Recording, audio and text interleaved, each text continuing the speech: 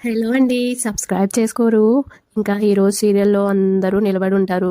బాలు వాళ్ళ నాన్న శృతి వాళ్ళ అమ్మతో ఇలా అంటూ ఉంటాడు. అమ్మ, మీ ఆయన లోను శాంక్షన్ చేయలేదు.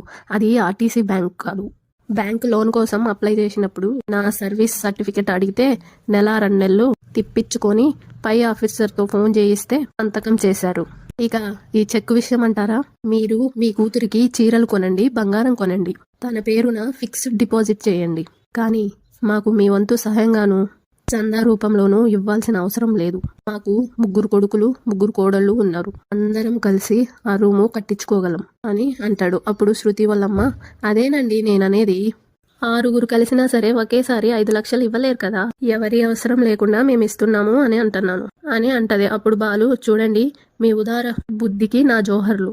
మీరు మాటి మాటికి మమ్మల్ని తక్కువ చేసి మాట్లాడుతున్నారు. అది మాకు నచ్చడం లేదు. మా నాన్నని మా కుటుంబాన్ని అవమానించడానికే మీరు ఆ చెక్కు తెచ్చారని నాకు తెలుసు అని అంటా ఉంటే శృతి ఏమో, అలా ఏమీ లేదు బాలు, మా అమ్మ ఇంటెన్షన్ మంచిదే కదా, నేను ఇక్కడ ఉంటున్నానని ఇస్తుంది, ఎలాగో అప్పు చేద్దాం అని అనుకుంటున్నాం కదా అని అంటది. అప్పుడు బాలు, అయితే చందా తీసుకోమంటావా? ఆవిడ నువ్వున్నా అని ఇస్తుంటే నీకే ఒక బంగ్లా కట్టించమను, నువ్వు రవి వెళ్ళి అక్కడ ఉండండి, అంతేగాని మాకు చెక్కిచ్చి మమ్మల్ని తక్కువ చేయడం నాకు నచ్చడం లేదు అని అనగానే రవి ఏమో, అన్నయ్య, నాన్న మాట్లాడుతున్నారు కదా, నువ్వెందుకు దీన్ని పెద్దది చేస్తున్నావు, ఆవిడ ఉద్దేశం మంచిదే అని అంటాడు. అప్పుడు బాలు, రే, ఎగిరితంతే వెళ్ళి వీధిలో పడతావు, ఏరా లేచిపోయినోడా, ఆవిడ ఉద్దేశం మంచిదా, ఆవిడ మొగుడు దయతలిసి లోన్ శాంక్షన్ చేపిస్తేనే మన నాన్న ఇల్లు కట్టాడంట, వినబడలేదా? ఇప్పుడు కూడా రూమ్ కట్టడం మన వల్ల కాదనే అంటుంది, అర్థం కావటం లేదా? సిగ్గుందేంట్రా నీకు? మీ అత్తొచ్చి మమ్మల్ని అందరినీ అవమానిస్తుంటే నువ్వు మాట్లాడాల్సింది పోయి నన్నే అంటావా అని అంటాడు. అప్పుడు శృతి, మమ్మీ, ఇదేదో పెద్ద గొడవకి దారితీసేలా ఉంది. పండగ రోజు నన్ను చూడాలని వస్తే చూసి వెళ్ళు, అంతేగాని ఈ డబ్బులు అవి ఎందుకు అని అనగానే వాళ్ళమ్మ, మంచిది, ఆ రోజు లోన్ లేకుండా ఇల్లే కట్టలేదు మీ మామగారు, ఈ రోజు ఈ రూమ్ కడతారని కలలు కంటున్నావా? ఇంకో 10 ఏళ్ళైనా ఇంతే ఉంటుంది, చూస్తావుగా అని అంటది. అప్పుడు బాలు, ఏమంటున్నావు నువ్వు, నువ్వెంత నీ బతుకంత అని ఆమె మీదకి వెళ్ళబోతాడు. ఏమండి, ఆగండి ఆగండి అని మీనాను బాలు ఆపుతా ఉంటారు. బాలు ఏమో, లంచాలు తీసుకుని నీ మొగుడు ఇల్లు కట్టాడు, మా నాన్న కష్టార్జితంతో ఇల్లు కట్టాడు, నీకు మాకు పోలికేంటి అని అంటా ఉంటే శృతి వాళ్ళ అమ్మేమో, ఏంటి మీదికి వస్తున్నావు, కొడతావా అని అంటది. అప్పుడు బాలు ఏళ్ళు చూపించి, ఆడదానివి కాబట్టి బతికిపోయావు, లేకపోతే అని అంటాడు.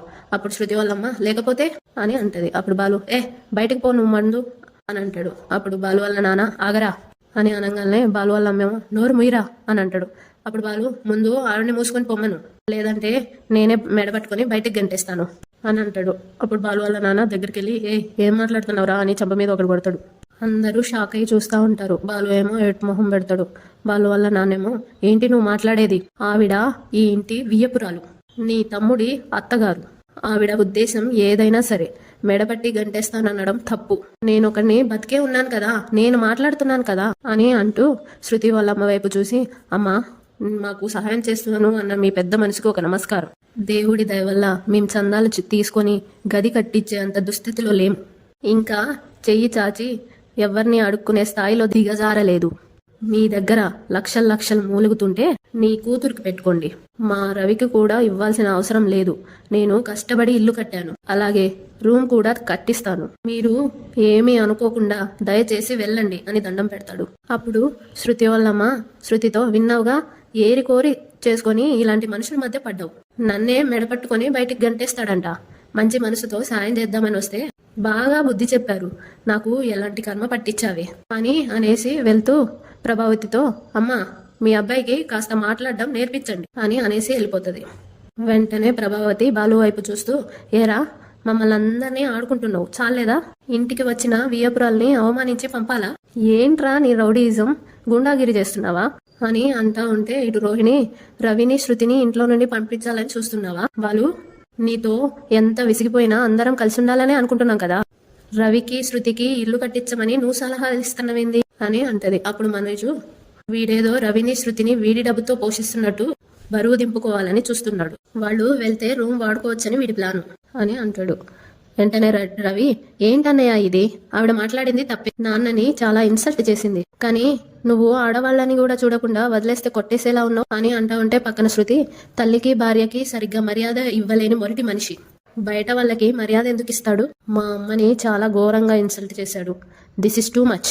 మా అమ్మ ఎంత ఫీల్ అవుతుందో అని అంటా ఉంటే మనోజ్ ఏమో ఏం నానా ఏం మాట్లాడవేంటి అని అంటాడు. అప్పుడు ప్రభావతి ఇంకేం మాట్లాడతాడు, వాడిని అలా పెంచిందే ఆయన అని అంటది. అప్పుడు బాలు వాళ్ళ నాన్న ఆపండి, అందరూ ఆపండి అని సీరియస్గా అంటూ మీలో మీరు గొడవ పడొద్దు. ఆవిడ మాట్లాడిన మాటలు నా ఆత్మాభిమానం దెబ్బతీసేలా ఉన్నాయి. నిజంగా మీ అమ్మ పుట్టింటి నుండి రాయిచ్చుకొచ్చింది ఈ హాలు, ఈ కిచెను. మిగతాదంతా నేనే లోన్ తీసుకొని కట్టించి ఆ లోన్ తీర్చాను. కానీ బుద్ధున్నవాడెవడు పెళ్ళం పుట్టింటి నుండి ఆస్తి తీసుకొస్తే తీసుకోవద్దని అర్థమైంది. అందరూ వినండి, ఇప్పటికీ మీ అమ్మ ఇది తన ఇల్లే అని అంటుంది. ముగ్గురు గది కోసం గొడవలు పెట్టుకోవడం చూడలేక ఒక గది కట్టించాలని అనుకున్నాను. అది కుదిరేలా లేదు. ఈ వయసులో నేను బయటికెళ్ళి కష్టపడి తెచ్చి కట్టలేను. ఎలా జరగాలి అని అనుకుంటే అలాగే జరుగుతుంది. వదిలేయండి వదిలేయండి అని బాధపడుతూ అంటాడు. అందరూ ఒకరినకల ఒకరు అక్కడి నుండి వెళ్ళిపోతారు. బాలు ఏమో కన్నీళ్లు పెట్టుకొని అలా చూస్తూ ఉండిపోతాడు. తర్వాత రవి రూమ్లో కూర్చొని వాళ్ళ నాన్న అన్న మాటలు తలుచుకుంటూ ఉంటాడు. శృతి అక్కడికి వచ్చి చిచ్చి ఏం మనిషి అసలు అని అంటది. అప్పుడు రవి ఎవరు అని అడుగుతాడు. వెంటనే శృతి ఇంకెవరు మీ అన్నయ్య అని అనగానే రవి ఏం చేశాడు అని అంటాడు. అప్పుడు శృతి నువ్వు అక్కడ లేవా, స్ట్రేంజర్ లాగా అడుగుతున్నావు అని అనగానే రవి ఏమో నీకే ఎక్కడ తప్పుగా అనిపించింది అని అడుగుతాడు. అప్పుడు శృతి అతను మాట్లాడిన ప్రతి మాట తప్పుగా అనిపించింది అని అంటాడు. అప్పుడు రవి కానీ నాకు నీలో తప్పు కనిపిస్తుంది అని అంటాడు. వెంటనే శృతి నేనా, మధ్యలో నేనేం చేశాను అని అంటది. అప్పుడు రవి ఇక్కడ జరిగే విషయాలు నువ్వు మీ అమ్మతో చెప్పడం తప్పు అని అనగానే శృతి ఏమో నేను క్యాజువల్ గా చెప్పాను అని అంటది. అప్పుడు రవి ఆవిడ నీలాగా క్యాజువల్ గా తీసుకోలేదు అని అంటాడు. అప్పుడు శృతి అది కూడా నా తప్ప అని అంటది. వెంటనే రవి బాలు అనే తప్పు కూడా కాదంటున్నాను అని అంటాడు. అప్పుడు శృతి మా అమ్మ మీదకి గొడవకి వెళ్తాడా, వదిలేస్తే కొట్టేసేవాడు అని అనగానే రవి బాలు అన్నయ్య లేడీస్ కి రెస్పెక్ట్ ఇస్తాడు, కానీ అంత కోపం వచ్చిందంటే దానికి అర్థం ఉంది అని అంటాడు. వెంటనే శృతి ఏమీ లేదు, పొగరు అహంకారం అని అంటది. వెంటనే రవి నీకో విషయం అర్థం కావడం, మా ఇంట్లో రూమ్ కట్టడానికి మీ అమ్మ ఎందుకు డబ్బులు ఇవ్వాలి అని అనగానే శృతి ఏమో ఇదే మాట మనోజ్కి వాళ్ళ మామయ్య డబ్బులు ఇచ్చినప్పుడు అన్ని లక్షలు ఇచ్చినప్పుడు అనలేదే అని అంటది. అప్పుడు రవి వాళ్ళు డబ్బులు పంపించింది మనోజ్ అన్నయ్య బిజినెస్ పెట్టుకోవడానికి, అందులో నుండి మా నాన్న ఒక్క రూపాయి కూడా తీసుకోలేదు, కానీ మీ అమ్మ మా నాన్నకి ఇస్తానని అన్నది. ఆ మాట కూడా ఎలా అన్నది, మీ నాన్న లోన్ ఇప్పించకపోతే మా నాన్న ఇల్లు కట్టేవాడే కాదని అన్నది. ఆ 5 లక్షలు తీసుకోకపోతే మా నాన్న రూమే కట్టేవాడు కాదని అన్నది.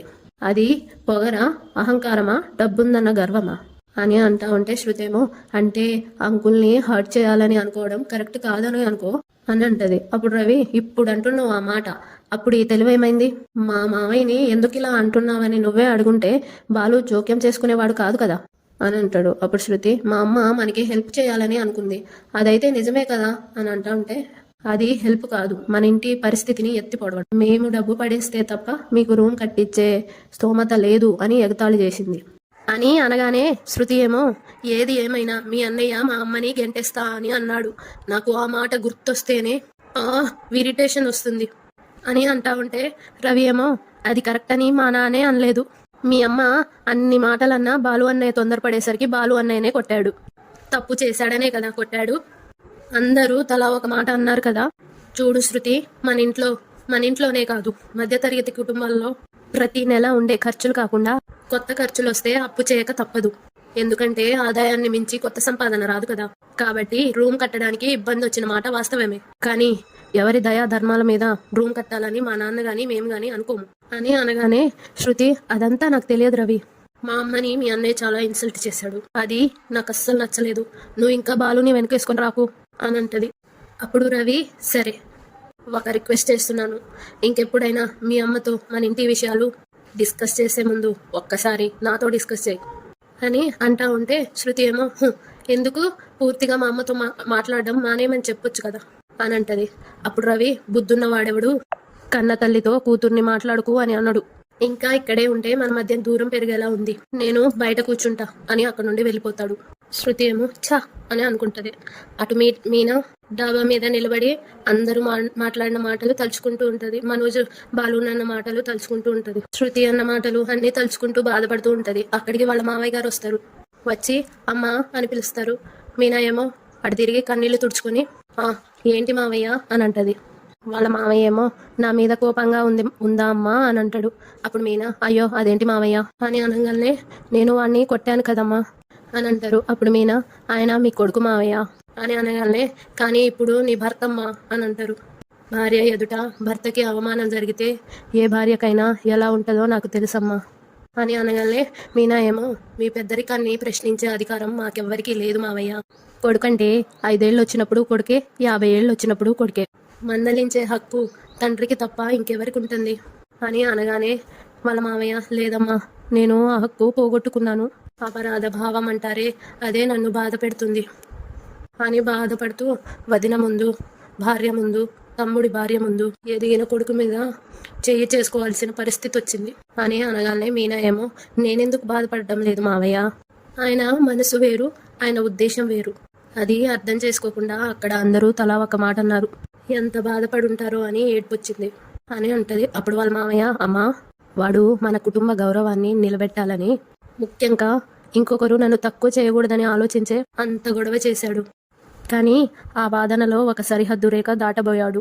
నా ఇంటి కోడలి తల్లిని అవమానించబోయాడు. ఎక్కడ హద్దు దాటుతాడో అని చెయ్యి చేసుకోవాల్సి వచ్చింది. ఈ ఇంట్లో నా మర్యాద కాపాడాలి అని అనుకునేవాడినే కొట్టాను. గుండెల్లో ముళ్ళులా గుచ్చుకుంటుందమ్మా అని ఏడుస్తూ అంటాడు. అప్పుడు మీనా ఆయన గురించి కన్న తండ్రిగా నాకన్నా మీకే ఎక్కువ తెలుసు. పసిపిల్లాడు లాంటి వాడు, తండ్రి కోపాన్ని చూసి దూరంగా జరిగిన పిల్లాడు. కాసేపు అయ్యాక దగ్గరకొచ్చి నాన్న అని పిలుస్తాడు. ఈయన మనస్తత్వం అంతే మావయ్య, మీరేమీ బాధపడకండి. నిజంగా మీరు ఆయన్ని గీత దాటకుండా ఆపడం వల్లే ఆయన తగ్గారు అని అనగానే వాళ్ళ మావయ్య వాడెక్కడికి వెళ్ళాడమ్మా అని అడుగుతాడు.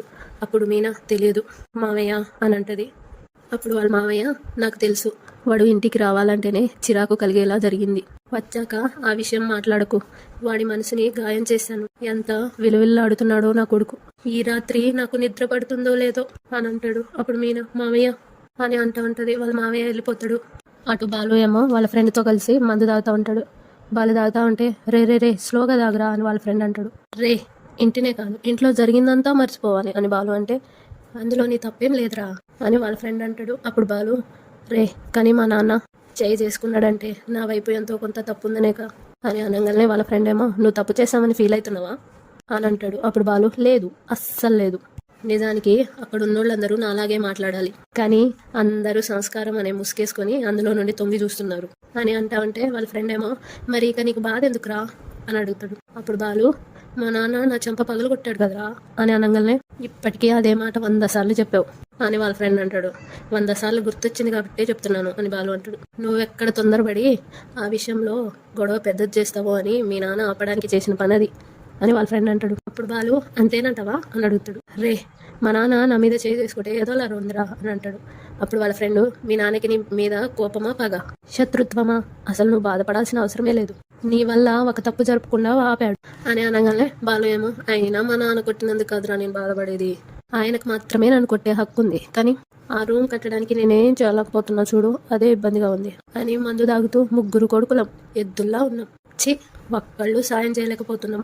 అది అదునుగా తీసుకొని ఆ డబ్బుడమ్మ వాళ్ళమ్మ ఏదేదో మాట్లాడింది అని అనగానే వాళ్ళ ఫ్రెండ్ ఏమో ఇప్పుడు అంత అర్జెంటుగా ఆ రూమ్ గొడవ ఎందుకు మొదలైందిరా అని అంటాడు. అప్పుడు వాళ్ళు ఆ రూమ్ గొడవ మాకోసమేరా, మనోజ్ గాడికి ఒక రూము, రవి గాడికి ఒక రూము, మా అమ్మ నాన్నకి ఇంకో రూము ఫిక్స్ అయిపోయింది, మాకే రూము లేదు. అప్పుడు మా షీలా డార్లింగ్ వచ్చి వారానికి ఒక రూమ్ ఇవ్వాలని కండిషన్ పెట్టి వెళ్ళింది. అప్పుడు ఇస్తామన్నారు కానీ మనోజ్ గారు మాట్లాడితే నేను బిజినెస్ మ్యాన్ని అలసిపోయి వచ్చాను అని అంటున్నాడు. ఆ డబ్బుడేమో మీకు ఈ వారానికి రూమ్ ఇచ్చేసి పుట్టింటికి వెళ్ళిపోతా అంటుంది అని అనగానే వాళ్ళ ఫ్రెండ్ ఏమో పెద్ద సమస్యలే, మరి మీ సంగతి ఎవరికి అక్కర్లేదా అని అడుగుతాడు. అప్పుడు బాలు అందుకేగా మా నాన్న రూమ్ కట్టాలని అనుకున్నాడు, మా నాన్న మా గురించి ఆలోచించి ఎలాగైనా రూమ్ కట్టాలని ఆలోచిస్తున్నాడు, మేము ముగ్గురం ఉన్నా ఆయనకి సాయం చేయలేకపోతున్నాము. తాగినట్టే లేదు, రే ఇంకో పెగ్గుంటే పోయిరా అని అంటాడు. అప్పుడు వాళ్ళ ఫ్రెండ్ రే వద్దు నేను డ్రైవ్ చేయాలి కదా అని అనగానే బాలు ఏమో రే నీ కోసం కాదు నా కోసం, బాధల్లో ఉంది నువ్వా నేనా చెప్పు వెళ్ళరా అని అంటాడు. ఇటు మీనా ఏమో అటు ఇటు తిరుగుతూ హాల్లో బాలు కోసం వెయిట్ చేస్తూ ఉంటది. ఈయన ఇంతవరకు రాలేదు, అలాగే అక్కడే ట్యాక్సీ స్టాండ్లో పడుకొని ఉంటారా అని అనుకుంటూ అటు ఇటు తిరుగుతూ ఉంటది. అప్పుడు బాలు వస్తాడు. మీనాని చూసి నువ్వేంటి ఇక్కడ ఉన్నావు అని అంటాడు. అప్పుడు మీనా మీకోసమే అని అంటది. వెంటనే బాలు నేను రాననుకున్నావా అని అనగానే ఏమో అని అంటది. అప్పుడు బాలు ఏమో అంటే తాగేసి వస్తారని అనుకున్నాను అని అంటది. బాలు నవ్వుతూ అనుకున్నావా అని అంటాడు. అప్పుడు మీనా అవును అని అంటది.